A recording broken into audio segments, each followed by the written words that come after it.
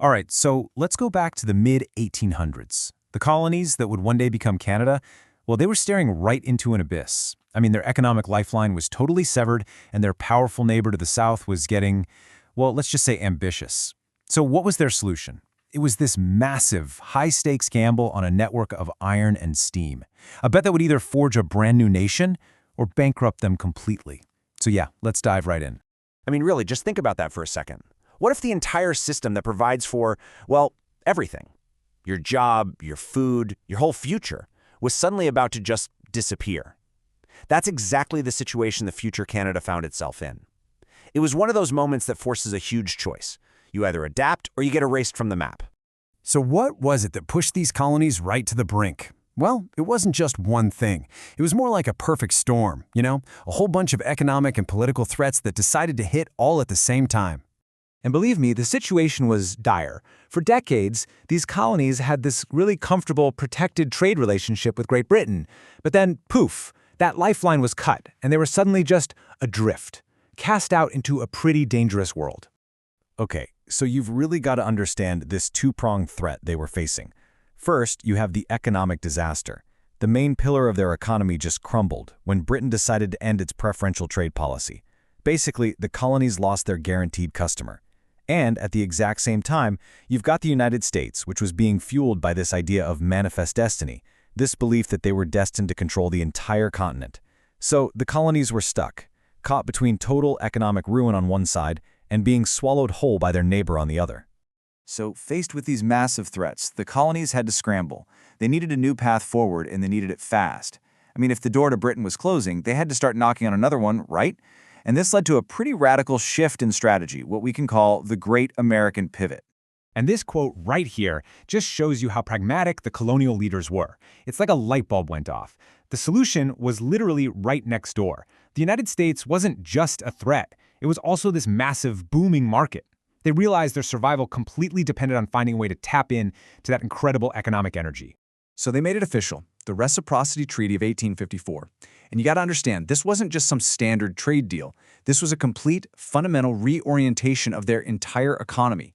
It was a massive, all-in bet that free trade with their southern neighbor could replace the security they'd lost from Great Britain and hopefully kickstart a whole new era of prosperity. But, a trade deal is just a piece of paper, right? To make it actually work, you have to be able to move the goods. And that was going to require one of the most ambitious infrastructure projects of the entire century.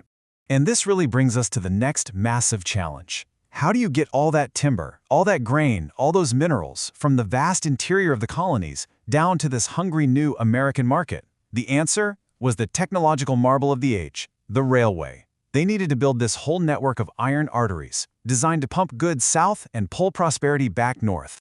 Now, building railways on this kind of scale was just incredibly expensive. There was no way private companies could afford to do it on their own, so the colonial governments had to step in. They started pouring huge amounts of public money, government subsidies, right into the project.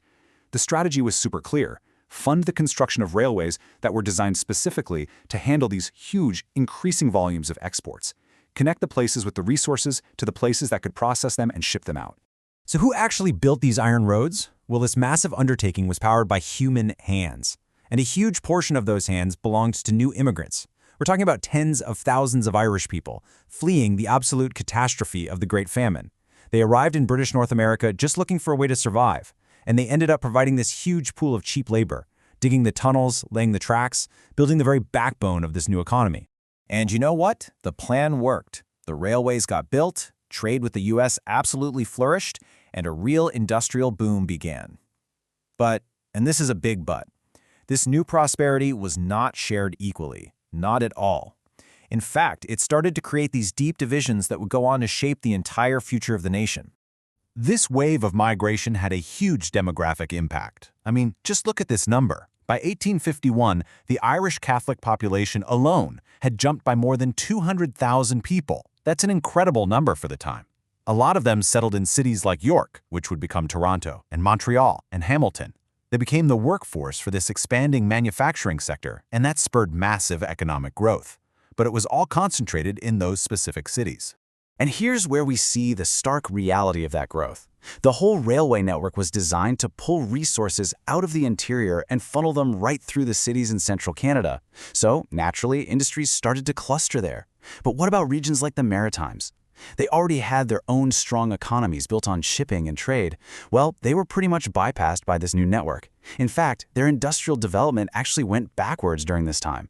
It's like those iron arteries were pumping all the economic lifeblood into one part of the country while another part started to weaken.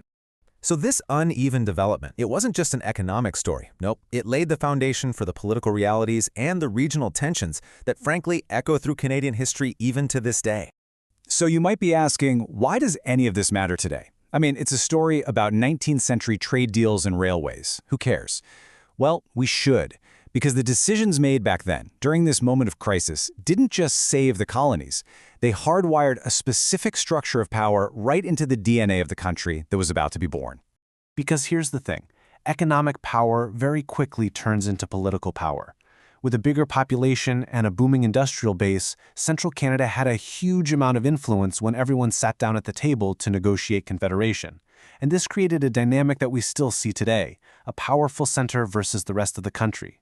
It's a theme that has influenced everything in Canadian politics, from federal elections right up to modern debates about things like equalization payments. And all of this leaves us with a really fundamental question, one that's just as relevant today as it was back in the 1860s. When you build a nation on infrastructure and economic policies that clearly benefit some regions more than others, how do you create a sense of fairness, a sense of unity? How does a nation truly built for all its people?